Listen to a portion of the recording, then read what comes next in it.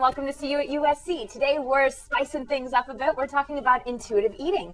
Curious? You should be, but we're going to tell you everything you need to know right here on See You at USC, the best college talk show on television.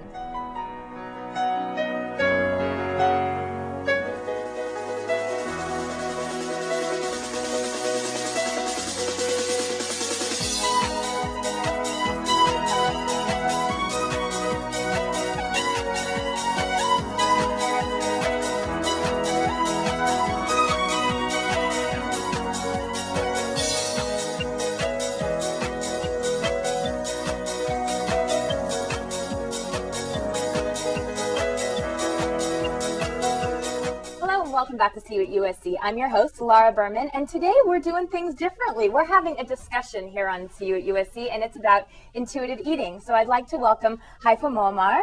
Hi, Laura. And Carol Kaprowski. Hi, Laura.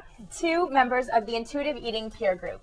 So to talk about intuitive eating, I guess the first thing that we should do is let everybody know what it is. So what is intuitive eating for you guys, if you had to summarize it?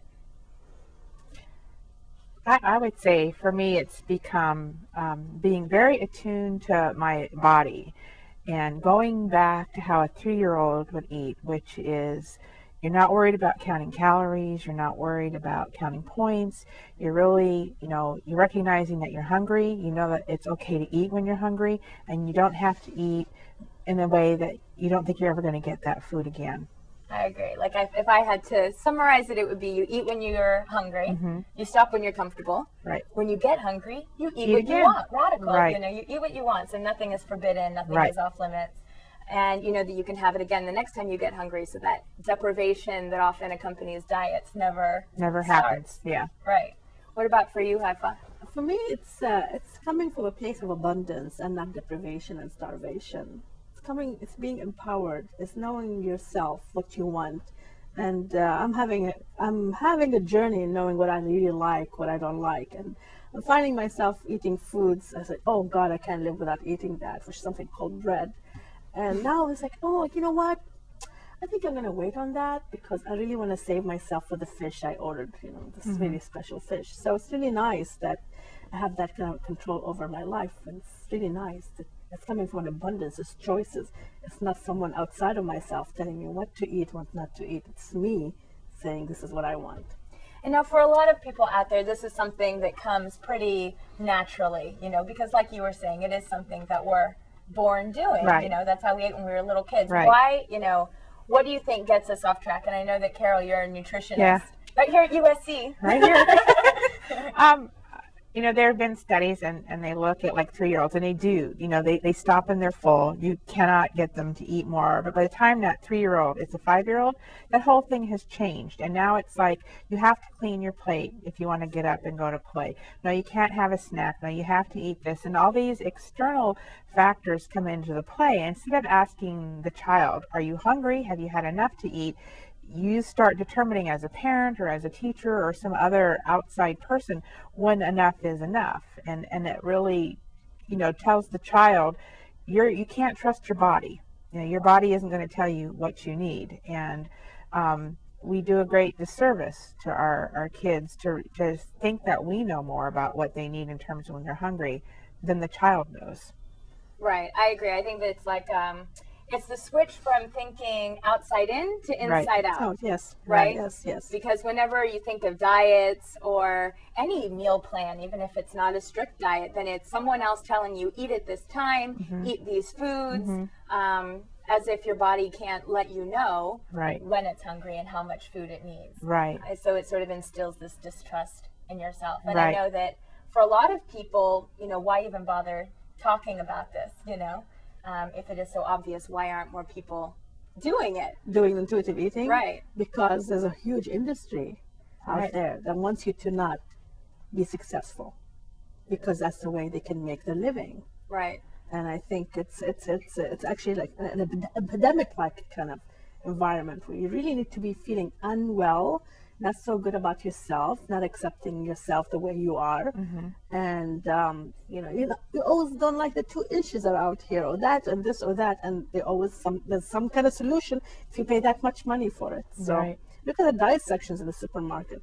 it's terrible. It's really terrible. Right. That's what I think is happening. So And the diets are really setting people up to fail. it's then. a failure because Right. it's not organic. It's Right. not within. It's not from within. If you really like donuts, and then you find yourself you can eat as many donuts as you want, guess what? You're not going to eat all these donuts. You're not even going to eat a donut because it's a choice.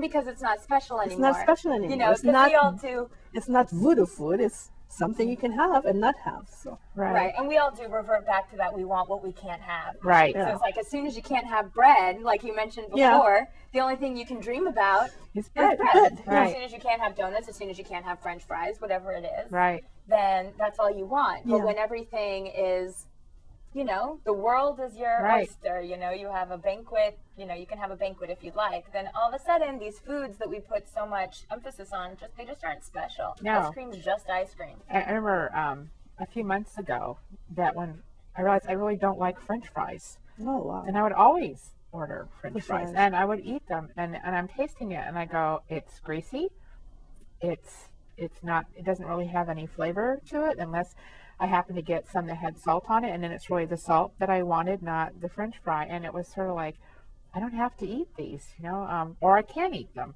And it was a really profound, or, you know, the day I discovered that I just need a little bit of chocolate. And in fact, if I'm hungry, I find personally that to eat chocolate, it really doesn't satisfy my hunger. But at the end of the meal, if I want that special taste, then a piece of chocolate doesn't have to be very much, does it for me. And it was just kind of astounding, because I figured if I let myself go, that I was just going to lose total control. And I realized, you know, I'm not losing control.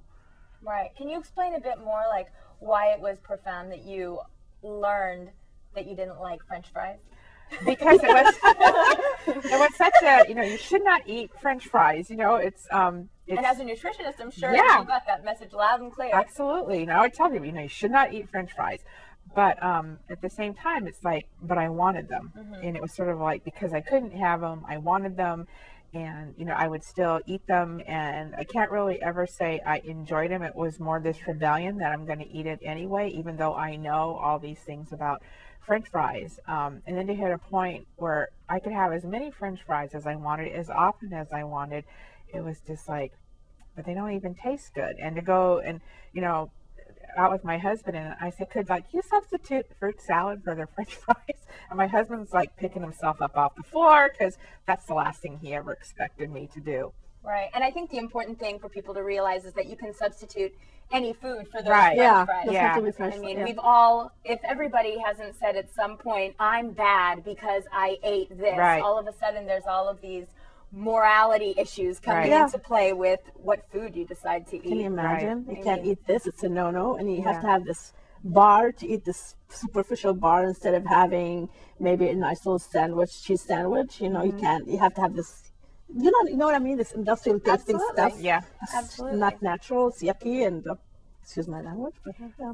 Yeah, Speaking and, right. and intuitive eating is, I mean, obviously this is a different style show where intuitive eating I actually really care about, and it's made a huge difference in my life, to where I started a group called the Intuitive Eating Peer Group that these ladies are a part of.